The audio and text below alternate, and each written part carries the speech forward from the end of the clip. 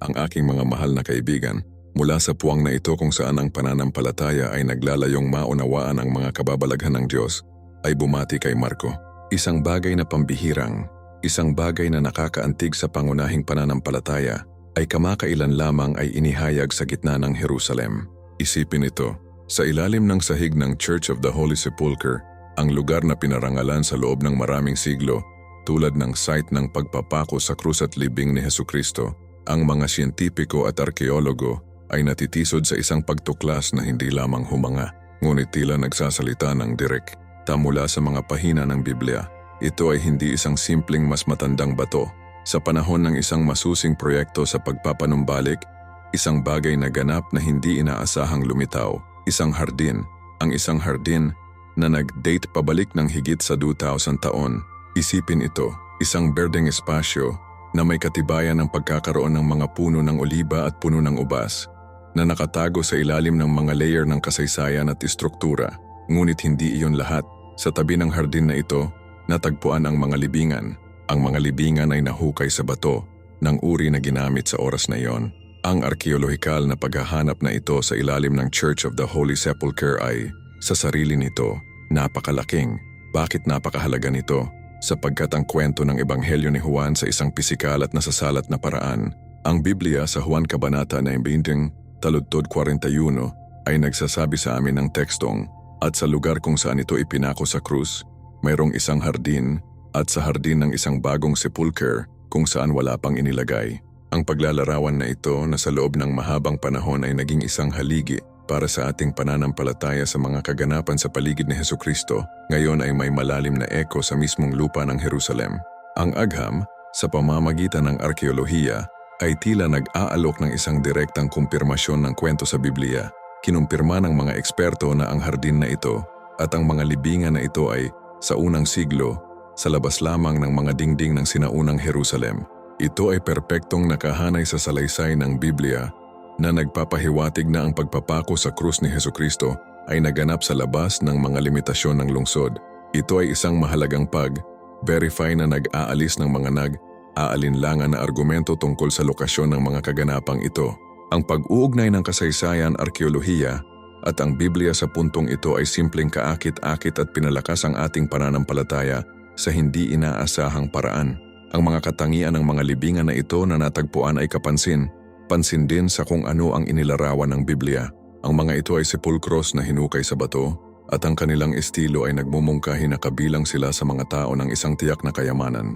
Ito ay sumasalamin ng direkta sa kwento na inilibing ni Hesukristo sa bagong sepulchre ni Joseph ng Arimea, isang mayamang tao na humiling sa katawan ni Jesus na magpilato, isang sariwang inukit na sepulchre, inihanda para sa kanyang sarili, ngunit ibinigay upang parangalan ng Panginoon. Ang pagkakaroon ng ganitong uri ng libingan sa lugar na ito ay higit na nagpapatibay sa makasaysayang bisa ng kwentong pang-ebangheliko, at ang hardin mismo, kasama ang mga puno ng oliba at mga ubas, ay hindi lamang isang kaakit-akit na detalye.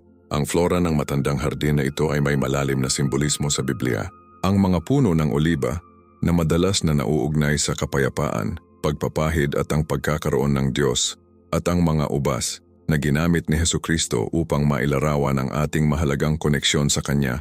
Ako ang puno ng ubas, ikaw ang mga pampans. Juan 15:5.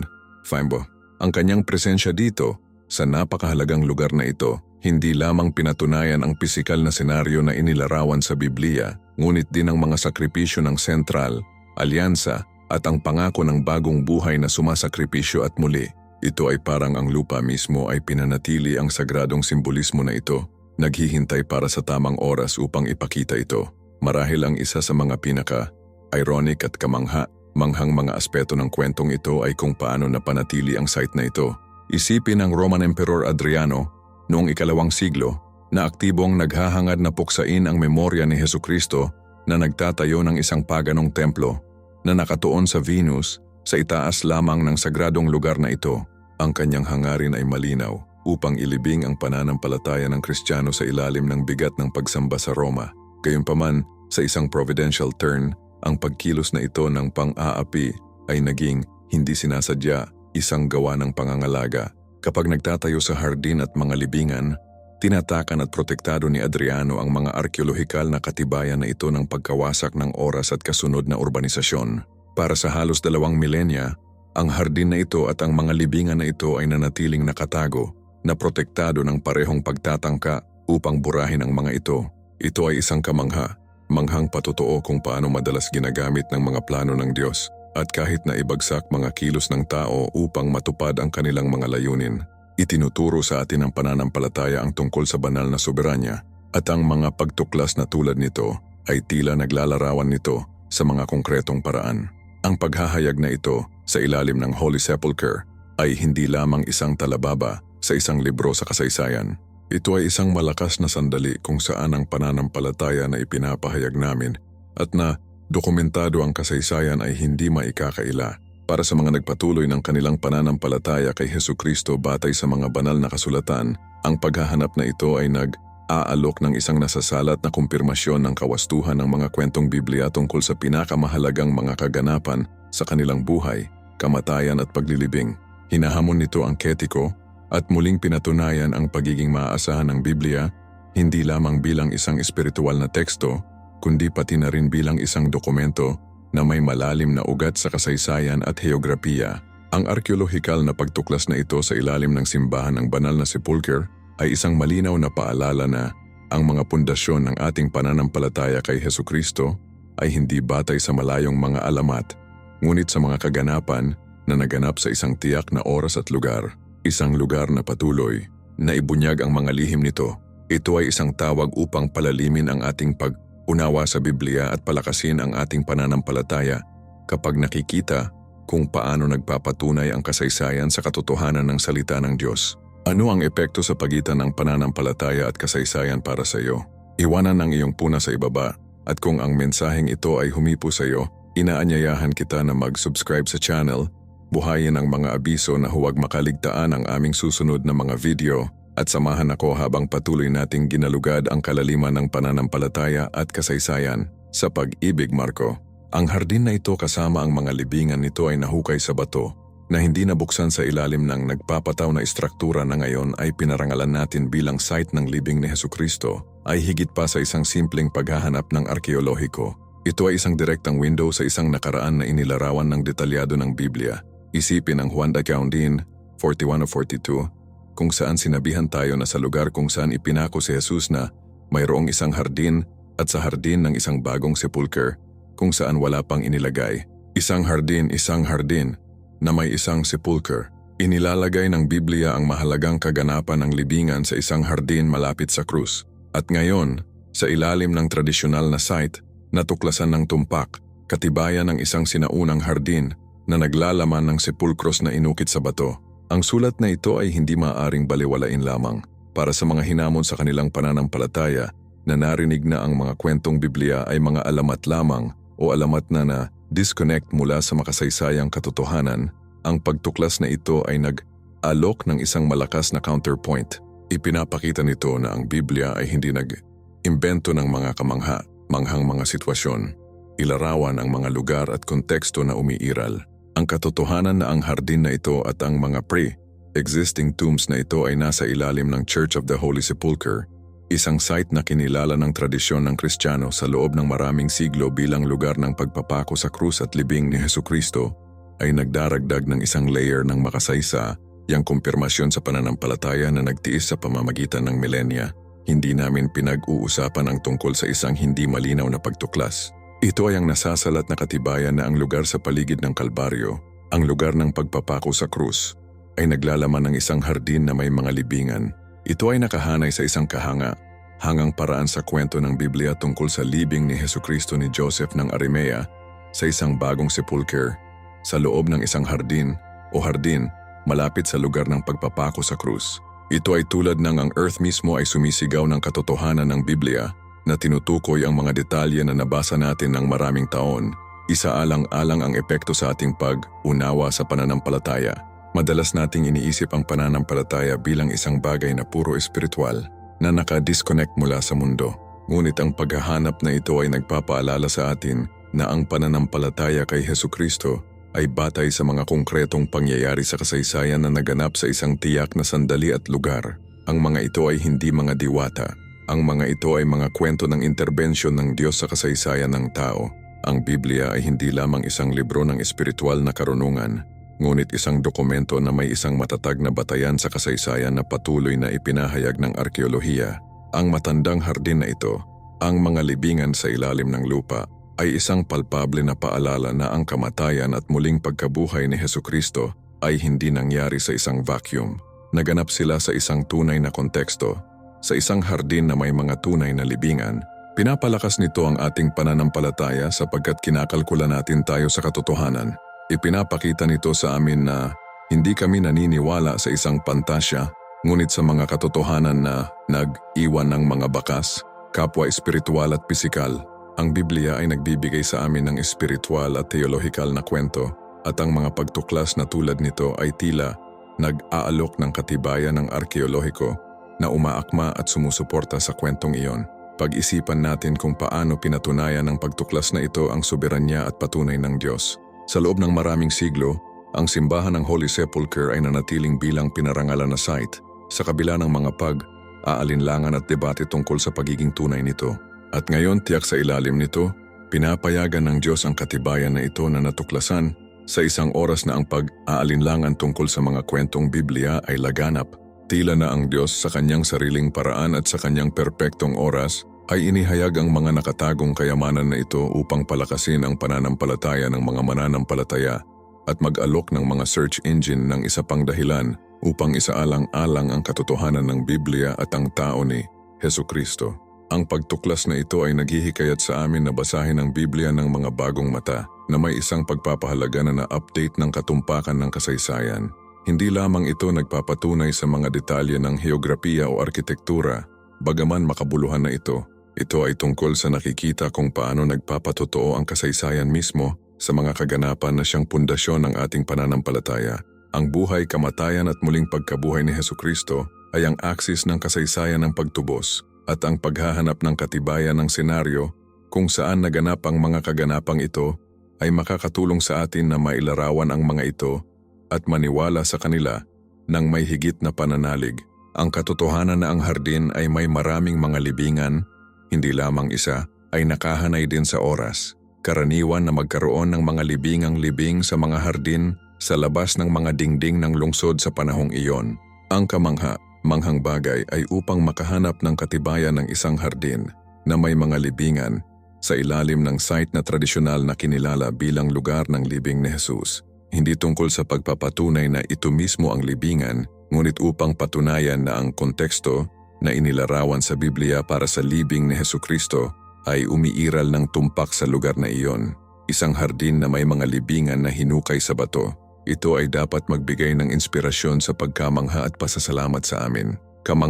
Manghang bago ang katumpakan ng Biblia at kung paano, pagkatapos ng 2 milenya, ang lupa ay patuloy na ibunyag ang katotohanan ng mga salita nito. Ang pasasalamat dahil ang Diyos sa kanyang kabutihan ay nagbibigay sa atin ng mga panlabas na kumpirmasyon na ito upang palakasin ang ating panloob na pananampalataya. Hindi natin kailangan ang paniniwala na ito sapagkat ang ating pananampalataya ay batay sa salita ng Diyos at ang gawain ng banal na Espiritu. Ngunit kapag lumitaw sila ay mga regalo na naghihikayat sa atin at magbigay ng kasangkapan sa amin na magbigay ng dahilan para sa aming pag-asa. Ang hardin na ito at ang mga libingan na ito ay hindi lamang mga artifact ng nakaraan. Ang mga ito ay tahimik na mga patotoo na nagsasalita ng isang malakas na tinig sa ating henerasyon. Pinag-uusapan nila ang katotohanan ng mga pundasyong pangyayari ng ating pananampalataya, ng katumpakan ng Biblia bilang isang makasaysayang dokumento, at ng katapatan ng Diyos upang mapanatili ang katibayan ng kanyang plano ng pagtubos sa pamamagitan ni Hesukristo. Ito ay isang paalala na ang aming pananampalataya ay hindi itinayo sa paglipat ng buhangin, ngunit sa solidong bato ng mga makasaysayang katotohanan na ang arkeolohiya sa sarili nitong landas ay tila patuloy na nagpapatunay. Sinasabi sa amin ng Biblia at tila sumasang-ayon ng kasaysayan, ang bawat layer ng lupa, bawat hindi na buong bato, ay may potensyal na magaan ang mga kwentong Biblia. At kapag ang ilaw na iyon ay nagpapaliwanag bilang mga gitnang lugar para sa ating pananampalataya, bilang site ng libing ni Hesukristo, malalim ang epekto. Nag-ugnay ito sa amin sa nakaraan sa isang tunay at nasasalat na paraan. Ginagawa nating pagnilayan ang hindi kapani, paniwalang kasaysayan ng pananampalatayang Kristiyano na nagsimula sa mga tunay na kaganapan na pinagbibidahan ng mga totoong tao sa mga totoong lugar, mga kaganapan na nagtapos sa pag-save ng gawa ni Hesukristo. Ang paghahayag ng hardin na ito sa ilalim ng Church of the Holy Sepulchre ay nag-aanyaya sa amin sa isang mas malalim na paggalugad. Nagdadala ito sa amin upang pag-aralan ang Biblia na may bukas na pag-iisip at puso na naghahangad na maunawaan hindi lamang ang espiritual na mensahe nito, kundi pati na rin ang makasaysayang at geographical na konteksto. Hinihikayat tayo nito na makita kung paano naging aktibo ang kamay ng Diyos sa buong kasaysayan, naghahanda ng yugto para sa pagdating ni Hesukristo at mapangalagaan ang katibayan ng kanyang gawain. Huwag nating maliitin ang kapangyarihan ng mga pagtuklas na ito. Sa isang mundo na madalas na sumusubok na siraan ang pananampalataya, ang katibayan ng arkeolohiko na nakahanay sa mga kwentong Biblia ay isang mahalagang tool. Hindi ito ang batayan ng ating pananampalataya, ngunit ito ay isang matatag na suporta. Ito ay tulad ng paghahanap ng isang lumang mapa na perpektong nagtutugma sa ruta na sinusunod namin batay sa isang detalyadong paglalarawan sa bibig. Pinatitibay ang aming tiwala sa pagiging maasahan ng orihinal na mapagkukunan na siyang Biblia. Ang pre-existing hardin na may mga libingan sa ilalim ng Holy Sepulchre ay nagsasabi sa amin ng isang bagay na mahalaga. Ang lugar ay hindi sinasadyang napili pagkatapos ng mga katotohanan upang makabuo ng isang tradisyon.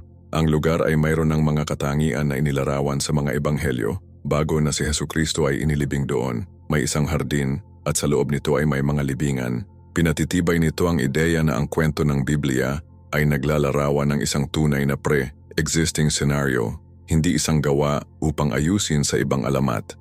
Ito ay isang mahalagang nuance na nagdaragdag ng timbang sa pagiging makasaysayan ng mga kaganapan. Ang pananampalataya ay hindi tungkol sa hindi masasabing katibayan sa modernong pang-agham na pang-agham, ngunit ang Diyos ay madalas na nagbibigay ng katibayan na sumasalamin sa dahilan at kasaysayan. Ang mga pagtuklas na ito ay bahagi ng banal na patunay na iyon. Ipinapaalala nila sa amin na ang Biblia ay higit pa sa isang relihiyosong teksto. Ito ay isang talaang pangkasaysayan na nakikipag-ugnay sa pagkilos ng tao na may intervention ng Diyos. At ang kwento na sinabi sa pamamagitan ng arkeolohiya ay tila kumpirmahin na ang mga pundasyon ng ating pananampalataya kay Hesukristo ay kasing solid ng bato kung saan nahukay ang mga sinaunang libingan. Ito ay isang tawag upang palalimin ang ating tiwala sa Biblia at sa Diyos na nagbigay inspirasyon sa Kanya. Ipinapakita nito sa amin na ang kasaysayan ay, sa isang paraan, ang canvas kung saan ipininta ng Diyos ang Kanyang muling pagtubos sa pamamagitan ni Hesukristo. At tiyak na ang detalye ng Biblia na kung saan ay isang kuhardin at nasa loob nito ay isang mabagong sepulchre kung saan wala pa ring inilibing, ayon kay Juan 19:41, ay naniningil ng isang partikular na pagsamba sa mga natuklasang ito sa ilalim ng banal na sepulchre. Ang arkeolohiya ay nagpakita sa amin ng isang necropolis, isang lugar ng libing, at sa loob ng necropolis na iyon, ang mga libingan ay hinukay. Ang inaasahang bagay sa isang necropolis ng mga Hudyo sa oras na iyon ay upang makahanap ng maraming mga libingan, ang ilan ay maaaring ginamit na tinukoy ng ebanghelyo na ang libingan ni Hesukristo ay bago at na ito ay mang sa isang hardin. Sa loob ng lugar na ito ng sepulchros ay nagdaragdag ng isang layer ng pagtutukoy na umaangkop sa kung ano ang aasahan nating makahanap sa isang pribado o funeral complex tulad ng isa na maaaring pag-ari o isang tulad ni Jose de Arimatea. Pag-isipan natin ito. Kung ang kwento ay naimbento mamaya, bakit idagdag ang detalye ng isang hardin at isang bagong libingan? Maaari nilang sabihin na inilibing nila siya sa isang yunggib. Ang katotohanan na ang Biblia ay napaka-tiyak at nasa lugar lamang na tradisyonal na nauugnay sa Kalbaryo at ang libingan ay natuklasan na mga labi ng isang necropolis na may mga libingan at katibayan na nagmumungkahi ng isang lugar na naka-landscape sa paligid. Ito ay isang malakas na tagpo ng data. Hindi lamang na mayroong mga libingan, ito ay ang paglalarawan ng Biblia ng isang libingan bago niyok sa isang hardin sa loob ng isang necropolis na umaangkop sa uri ng lugar na natagpuan. Pinapalakas nito ang ating pananampalataya, hindi dahil ang pananampalataya ay kailangang mapatunayan ng agham o arkeolohiya, ngunit dahil ang Diyos, sa kanyang karunungan, ay madalas na pinapayagan ang kanyang kwento tulad ng napanatili sa Biblia ay napatunayan ng katibayan sa kasaysayan at mate. Rayal, nagbibigay ito sa amin ng isang nasasalat na batayan kung saan sumasalamin sa mga pangunahing kaganapan ng ating paniniwala kay Hesukristo. Ang Biblia ay hindi isang libro sa kasaysayan sa modernong pang-akademikong kahulugan, ngunit kapag inilarawan nito ang mga kaganapan sa kasaysayan tulad ng libing ni Hesukristo, ginagawa ito ng may nakakagulat na katumpakan na minsan ay makumpirma ng arkeolohiya. Ang pagtuklas na ito ay hindi lamang nagpapatunay na mayroong mga libingan at isang hardin sa lugar na iyon, ngunit sinusuportahan din ang ideya na ang site ng pagpapako sa krus at ang libingan ni Hesukristo ay malapit na maiugnay sa isang pre-existing burial area. Hindi ito isang nakahiwalay o puro simbolikong lugar. Ito ay isang tunay na site na may mga tiyak na katangian na ang mga detalye ng Biblia para bang iniwan ng Diyos ang mga yapak na ito sa kasaysayan upang libu-libong taon na ang lumipas, makikita natin na ang senaryo ng mga kaganapan na nagtatag ng ating pananampalataya ay tunay na tulad ng anumang iba pang lugar sa sinaunang kasaysayan. Ang pananampalataya kay Hesukristo ay batay sa patotoo ng mga nakakita nito, narinig ito, at nakita siyang nabuhay muli. Ang patotoo na iyon ay nakarehistro sa Biblia, at kapag inilarawan ng Biblia ang pisikal na konteksto ng mga kaganapang ito at pinakawalan ng arkeolohiya ang konteksto sa inaasahang lugar, hindi ito isang menor de edad na pagkakaisa. Ito ay isang tahimik ngunit malakas na kumpirmasyon na ang kwentong nabasa natin ay hindi isang alamat na lumulutang sa isang vacuum, ngunit isang salaysay na mahigpit na naka-angkla sa heograpiya at kasaysayan ng oras na iyon. Pinapatibay nito ang ating tiwala sa katotohanan ng mga banal na kasulatan at sa plano ng Diyos na umunlad sa pamamagitan ni Hesukristo sa partikular na lugar na iyon. Ang pagkakaroon ng mga matatandang libingan sa paligid kung saan pinaniniwalaan na ang bagong libingan ni Hesukristo ay makabuluhan din. Ipinapahiwatig nito na ito ay isang lugar na itinalaga para sa mga libing, na ang Jose de Arimatea ay nagkaroon ng isang bagong libingan sa lugar na iyon sa isang hardin na katabi ng site ng pagpapako sa krus, ay isang detalye na, malayo sa pagiging walang kabuluhan, nagpinta ng isang napaka-posible na larawan sa loob ng makasaysayang at panlipunang konteksto ng Jerusalem. Ang Biblia ay hindi nag-imbento ng isang lugar na inilarawan ng isa na umiiral, at ang paghahanap ng necropolis na iyon sa ilalim ng pangunahing simbahan ay nagpapatunay sa paglalarawan na iyon. Tumutulong ito sa amin na mailarawan ang entablado, isang tahimik na hardin, marahil na may mga puno ng oliba o iba pang mga halaman, isang pangwakas na lugar ng pahinga para sa mahusay na mga pamilyang Hudyo, at doon, isang sariwang inukit na libingan sa bato na nakalaan para sa isa, ngunit madali nang gamitin para kay Hesukristo. Pinapayagan kaming makita ang mas malinaw na pagiging totoo ng kwento sa Biblia. Ito ay hindi isang alamat na lokasyon, ngunit isang tunay na lugar na nag-iwan ng mga pisikal na bakas. At ang mga bakas na iyon ay nagpapatunay ng mga tiyak na detalye ng Ebanghelyo ni Juan. Para sa mga taong ang pananampalataya ay batay sa Biblia, ang ganitong uri ng mga pagtuklas ay isang paalala na ang ating pananampalataya ay hindi bulag sa kamalayan, na hindi papansin ang katotohanan sa kasaysayan. Sa kabaligtaran, nakasalalay ito sa mga kaganapan na naganap sa isang konkretong oras at lugar. Ang mga kaganapan na naorkestra ng Diyos at natapos sa buhay, kamatayan at muling pagkabuhay ni Hesukristo. Tingnan kung paano ang paglalarawan ng Biblia ng isang hardin na may isang bagong libingan ay nagtutugma sa arkeolohikal na katibayan ng isang necropolis na hinukay sa bato na may isang lugar na naka-landscape sa lugar na tradisyonal na nauugnay sa Kalbaryo. Ito ay isang karanasan na nagpap-alalim ng pag-unawa. Hindi nito tinanggal ang pangangailangan para sa pananampalataya, ngunit nagbibigay ng isang nasasalat na angkla sa kasaysayan. Sinasabi nito sa amin na ang kwento na nagpapanatili ng pananampalataya ng milyon-milyong mga siglo ay may isang matatag na pundasyong pangkasaysayan. Ito ay isang tahimik na patotoo na ang mga kaugnay ni Hesukristo ay naganap ng eksakto kung paano inilarawan ng Biblia ang mga ito sa kanilang pinakatumpak na mga detalye. Ito ay isang manghang dialogo sa pagitan ng sagradong teksto at ang lupa mismo, kung saan ang lupa ay tila bumubulong.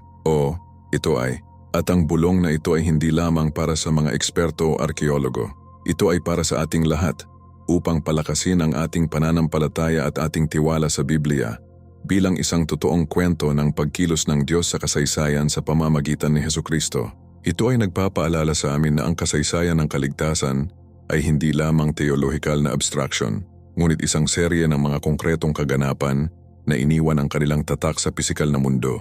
Ang pagkakaroon ng mga pre-existing tombs sa Necropolis Garden ay nagbabalangkas ng singularity ng tomb ni Hesukristo. Kapag inilarawan bilang bago, mahalagang maunawaan kung bakit ang detalye na ang lugar ng pagpapako sa krus ay wala sa mga pintuan o labas ng lungsod ay napakahalaga, kapwa mula sa isang pananaw sa kasaysayan at para sa ating pananampalataya. Ang mga pagpatay sa Roman, lalo na sa pagpapako sa krus, ay karaniwang isinasagawa sa labas ng mga limitasyon ng lungsod. Mayroong praktikal na mga kadahilanan sa seguridad upang maiwasan ang napakalaking at simbolikong mga kaguluhan na nauugnay sa ideya ng karumihan ng kamatayan at maksimum na parusa, hindi kasama ang kinondena ng komunidad. Malinaw na itinala ng Biblia ang katotohanan ito. Binanggit ng Ebanghelyo ni Juan, 20:20, na ang lugar ay malapit sa lungsod at inilarawan ito ng mga Hebreo, 13:12, bilang labas ng pintuan. Ang pagkakapare, pareho sa pagitan ng Roman practice at Biblia na paglalarawan, ay isang mahalagang punto, ngunit ang arkeolohiya ay nagdagdag ng isang mas makasaysayang layer ng kumpirmasyon. Sa loob ng mahabang panahon, ang eksaktong porma at saklaw ng mga dingding ng Jerusalem noong ika-4 siglo AD, sila ay mga isyu ng debate sa akademiko. Ang mga pader na nakikita natin ngayon ay sa ibang pagkakataon, pangunahin ng Ottoman. Ang pagtukoy ng linya ng mga panlaban ng lungsod sa panahon ni Hesukristo ay hinihiling ng masusing paghuhukay.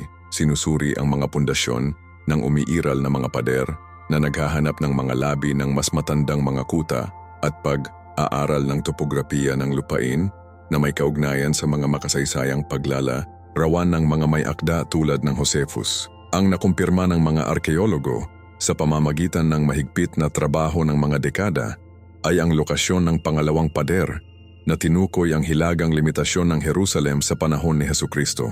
At sa kritikal, napatunayan nila na ang lugar na tradisyonal na nauugnay sa Golgota, ang lugar ng pagpapako sa krus, at ang necropolis, mga sementeryo, ng oras ay sa labas ng pangalawang pader na ito. Hindi ito isang menor de edad na detalye. Nangangahulugan ito na ang paglalarawan ng Biblia sa lugar ng pagpapako sa krus ni Hesukristo ay hindi isang pangkalahatang teolohikal, ngunit isang tumpak na katotohanang heograpiya na nakahanay sa makasaysayang at arkeolohikal na konteksto ng Jerusalem ng Immermer.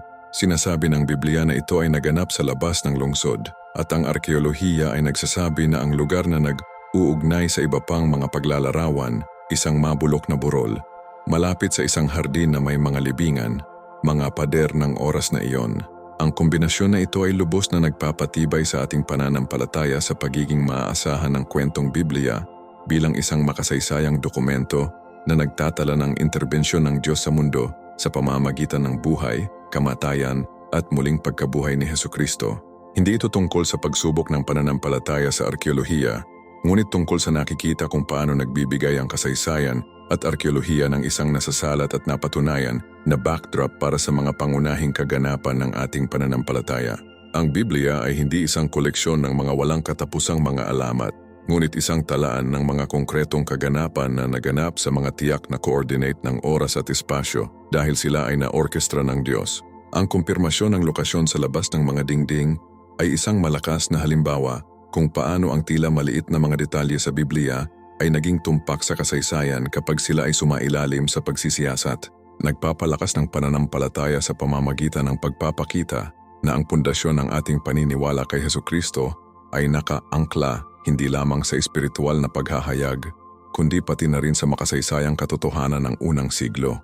Inaanyayahan tayo na magtiwala sa mas malalim sa Biblia bilang salita ng Diyos, na karapat, dapat sa pananampalataya sa mga pahayag sa kasaysayan at teolohiko. Ang lupa ng Jerusalem mismo, sa pamamagitan ng kung ano ang ipinahayag nito sa ilalim ng ibabaw, ay naging isang tahimik na saksi ng katumpakan ng kwento ng Biblia tungkol sa pagdurusa at kamatayan ni Hesukristo. Ang ganitong uri ng mga natuklasan ay hindi lamang nag-uulat ng mga akademiko. Pinangangalagaan nila ang pananampalataya ng karaniwang mananampalataya na ipinapakita na ang kasaysayan ng Diyos sa sangkatauhan sa pamamagitan ni Hesukristo ay isang tunay na kwento. Ang katiyakan na nangyari ng eksakto ang mga kaganapan kung saan sinabi ng Biblia na nangyari ito sa labas ng mga dingding ng lumang lungsod ay nagbibigay daan sa amin upang mailarawan ang mga sandaling iyon ng mas malinaw at masidhi ng mas matatag sa katotohanan ng Ebanghelyo.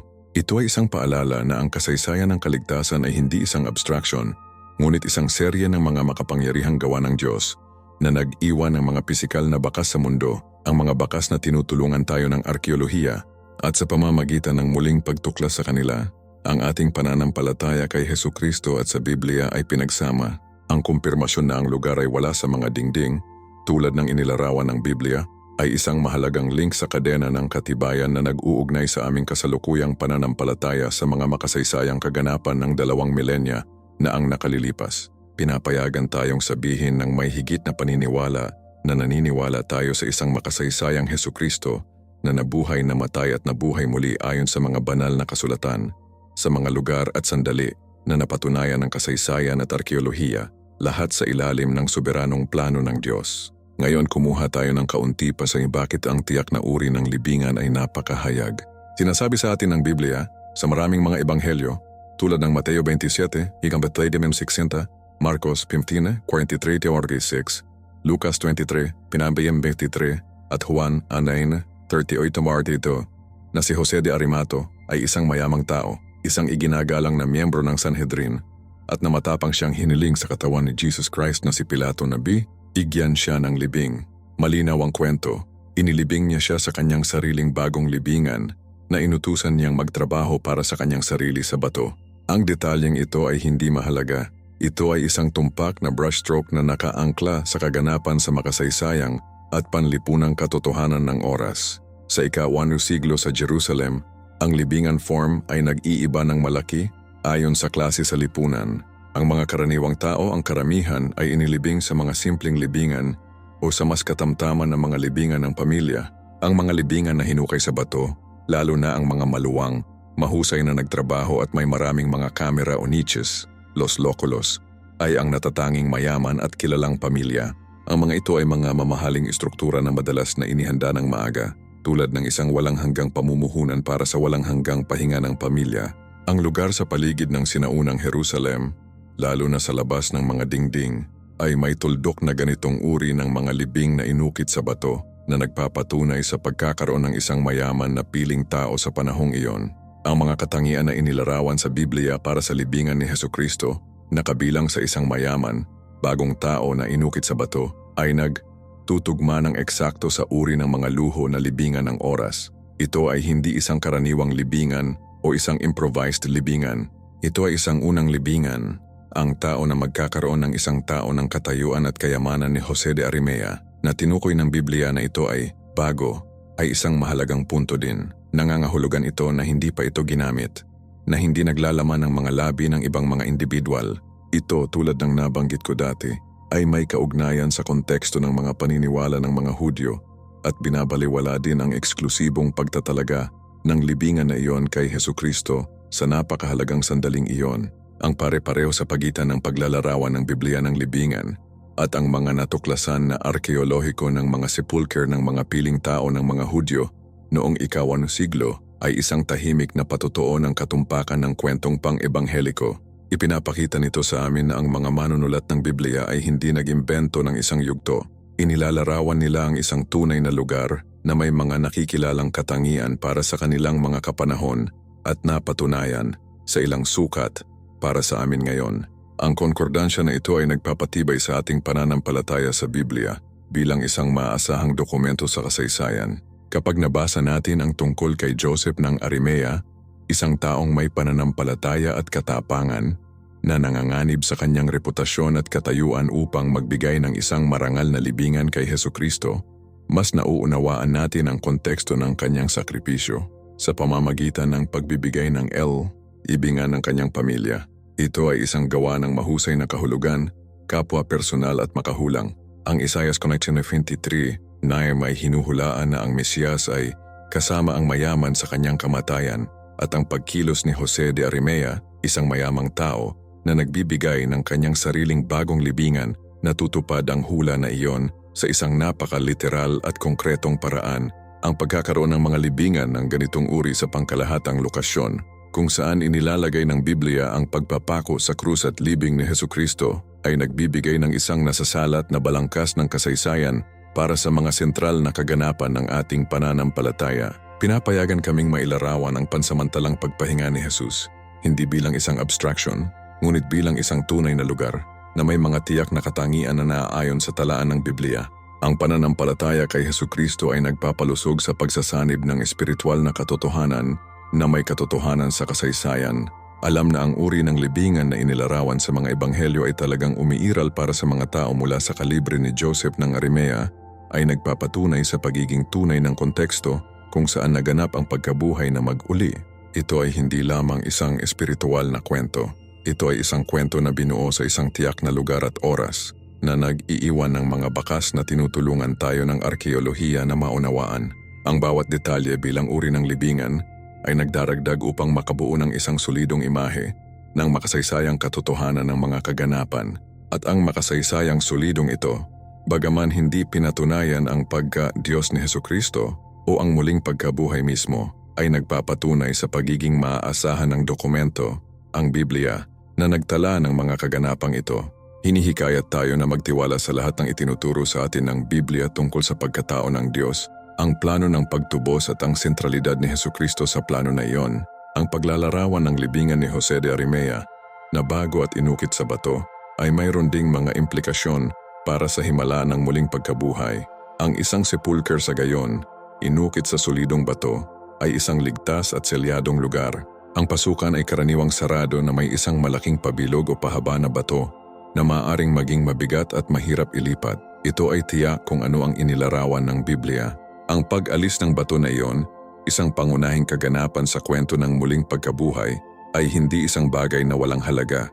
Kinakailangan nito ang makabuluhang puwersa na nagbabalangkas sa pambihirang katangian ng nangyari sa umaga ng Pasko ng pagkabuhay. Ang arkeolohiya sa pamamagitan ng pagpapakita sa amin ng uri ng sepulcher at siling na mga bato na ginamit ay tumutulong sa amin na pahalagahan ang laki ng kaganapan. Pinapayagan tayong mailarawan ang libingan ni Hesukristo hindi bilang isang abstract na kuweba, ngunit bilang isang istruktura ng libing ng oras, ligtas at selyadong. At ang alam na ang bato na tinatakan ito ay totoo at mabibigat na ginagawang kwento ng Los Angeles ang kwento, Mateo 28:2, o ang mga kababaihan na hinahanap ito, Marcos 16:4, Lucas 24:2, 1:21, ay mas nakakagulat. Ang mga detalyeng ito na nakumpirma ng kontekstong arkeolohiko ay palakasin ang aming pananampalataya sa literal na katotohanan ng mga ebanghelyo. Ipinakita nila sa amin na ang Biblia ay hindi maiiwasan ang mga pisikal na katotohanan ng mundo.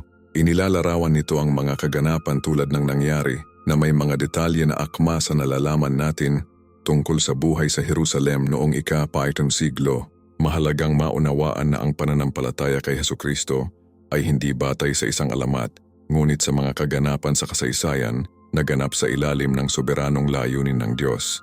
Pag-isipan ito, ang bawat nakumpirma na detalye bilang katotohanan ng libingan ng bato na pinag-uusapan sa atin ng Biblia, pinalakas ang ating pananampalataya kay Hesukristo at ipinahayag sa atin ang napakagandang plano ng Diyos. Hindi pinapalitan ng arkeolohiya ang aming pananampalataya, ngunit pinayaman ito sa pamamagitan ng pagpapakita sa amin na ang mga pundasyon ng aming paniniwala ay matatag, batay sa mga katotohanan na naganap sa ilalim ng banal na pangangasiwa. Gusto kong malaman, paano nakakaapekto ang iyong sariling pananampalataya na ang mga detalyeng ito ng Biblia ay may mga konkretong angkla sa kasaysayan at arkeolohiya? Iwanan mo sa akin ang iyong sagot sa mga komento. Kung ang video na ito ay naging isang pagpapala, isaalang-alang ang pag-subscribe na hindi makaligtaan ang mga yugto ng hinaharap. Buhayin ang notification bell upang maging una na malaman kung mag-upload tayo ng mga bagong nilalaman. At syempre, manatiling matulungin sa susunod na video kung saan magpapatuloy tayo upang galugarin ang mga kababalaghan ng Biblia sa pamamagitan ng kasaysayan. Sa isang yakap na fraternal, Marco.